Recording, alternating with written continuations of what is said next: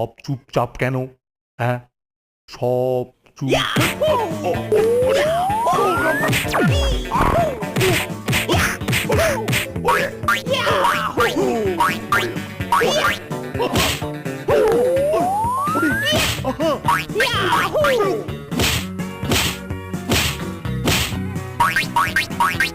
তাজ্জব ব্যাপার, মারগুলো যেন নরম কিছুতে লেগে প্রতিহত হচ্ছে।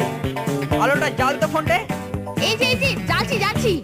নাও তো চাঁদু, এবার মুখের ঢাকনা সরিয়ে একবার চাঁদ পানা মুখটা দেখাও দেখি, তারপর আমি কোমরেতে ব্ল্যাক বেল্টটা বাঁধবো।